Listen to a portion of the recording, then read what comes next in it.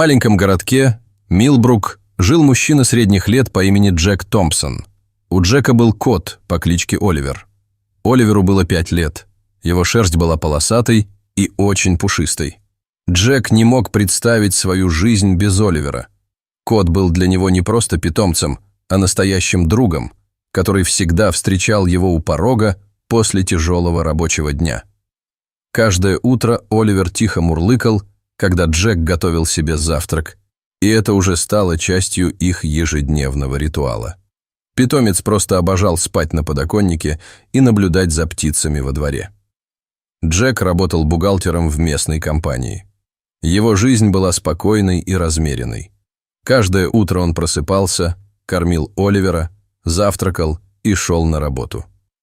Вечером мужчина возвращался домой, смотрел телевизор и ложился спать, а Оливер всегда ложился у его ног. Так проходили его дни, неделя за неделей. Однажды утром Джек проснулся от странного звука. Оливер царапал входную дверь и громко мяукал. Это было необычно, потому что Оливер редко просился на улицу. Джек открыл дверь, и питомец сразу выбежал наружу. Джек не придал этому серьезного значения и пошел на работу. Весь день он думал об Оливере, надеясь, что кот обязательно вернется домой, ведь питомец уже несколько раз куда-то убегал, но к вечеру всегда возвращался. Однако, когда Джек вернулся вечером, Оливера дома не было. Мужчина начал сильно волноваться. В ту ночь без Оливера Джек почти не спал, постоянно проверяя окно в надежде увидеть его пушистый силуэт на подоконнике. Так прошло 3 долгих дня. Джек не терял надежду найти питомца, он расклеил объявление о пропаже кота по всему городу. Мужчина по несколько часов в день ходил по улицам и громко звал Оливера. Вот только кота нигде не было. Джек стал беспокоиться, считая, что на Оливера могли напасть бродячие собаки или его сбила машина. На 4-й день, когда Джек вернулся с работы, он неожиданно увидел Оливера сидящим на крыльце. При этом кот выглядел уставшим, но вполне здоровым. Джек очень обрадовался и сразу бросился к своему питомцу.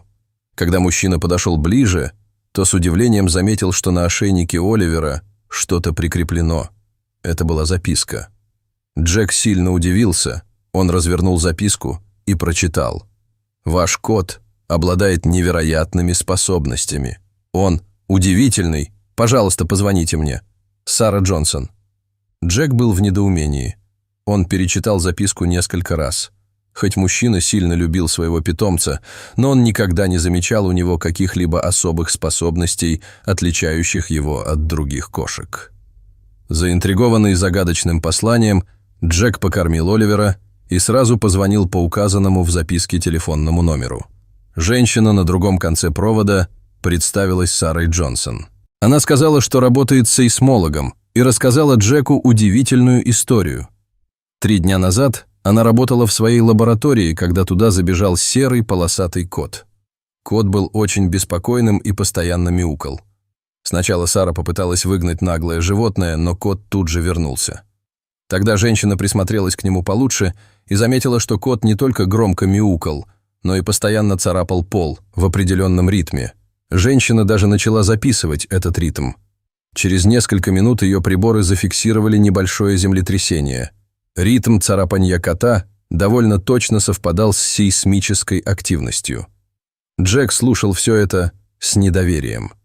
Он не мог поверить, что его Оливер мог каким-то образом предсказать землетрясение. Но Сара очень настаивала на личной встрече.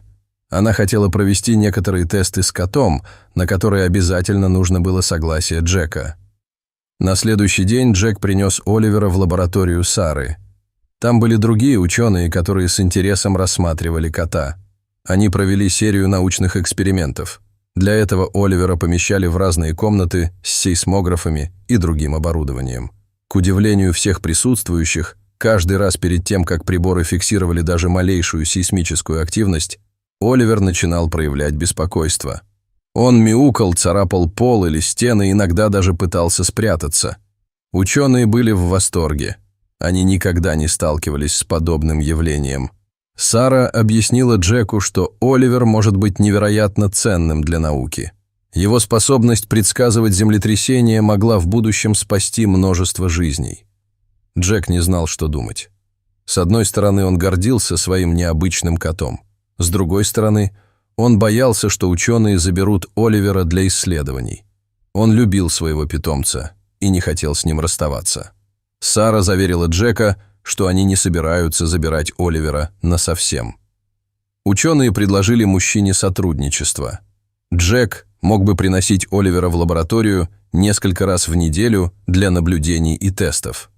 Джек согласился, но с условием, что он будет присутствовать при всех экспериментах. Он хотел убедиться, что с Оливером хорошо обращаются. Ученые согласились на его условия. Так началась новая глава в жизни Джека и Оливера. 3 раза в неделю они приходили в лабораторию. Оливер проходил различные тесты, а ученые записывали результаты. Джек наблюдал за всем процессом. Постепенно новость о коте, предсказывающем землетрясения, распространилась по научному сообществу. В Милбрук начали приезжать ученые из разных стран. Все хотели увидеть Оливера в действии. Джек начал испытывать сильное напряжение. Ему звонили журналисты, просили дать интервью. Некоторые люди даже предлагали купить Оливера за большие деньги. Но Джек отказывался. Для него Оливер был не научным экспериментом, а любимым питомцем. Однажды вечером, когда Джек и Оливер вернулись домой после очередного дня в лаборатории, кот начал вести себя странно.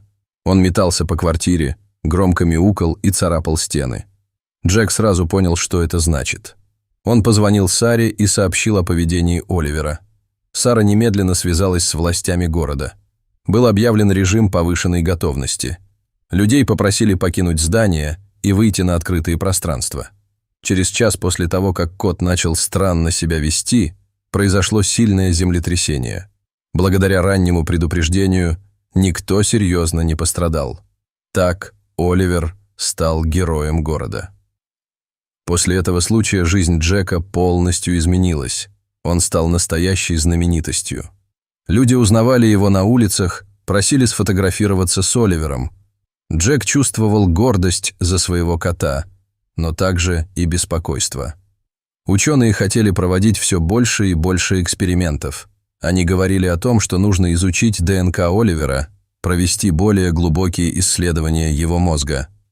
Джек начал бояться, что его кота превратят в подопытное животное. Мужчина решил ограничить время, которое Оливер проводил в лаборатории. Теперь они ходили туда только раз в неделю. Сара была недовольна, но Джек настоял на своем решении. Он хотел, чтобы Оливер оставался прежде всего его домашним любимцем. Жизнь постепенно начала возвращаться в нормальное русло. Джек все еще работал бухгалтером, но теперь у него появилось новое хобби.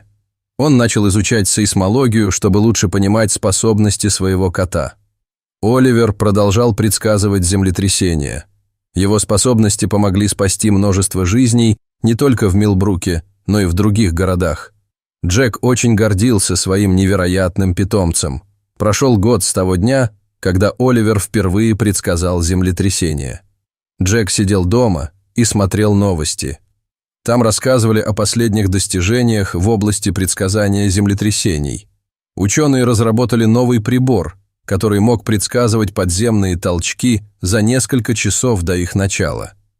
Джек улыбнулся и посмотрел на Оливера, который спал на своем любимом месте на подоконнике. Мужчина прекрасно знал, что именно его кот вдохновил ученых на создание этого прибора. Оливер открыл глаза и мяукнул, словно понимая мысли своего хозяина. Джек подошел к коту и погладил его. Он думал о том, как один маленький пушистый зверек изменил весь мир. Благодаря Оливеру люди стали лучше понимать природу и научились заранее готовиться к ее угрозам. Но для Джека Оливер всегда оставался просто любимым котом. Котом, который любил спать на солнышке, играть с бумажными шариками и мурлыкать, когда его гладили. Котом, который каждый вечер встречал его у двери, когда он возвращался с работы. Джек знал, что впереди их ждет еще много приключений. Но что бы ни случилось, он всегда будет защищать Оливера и заботиться о нем. потому что иногда настоящие супергерои приходят в нашу жизнь в образе обычных домашних питомцев.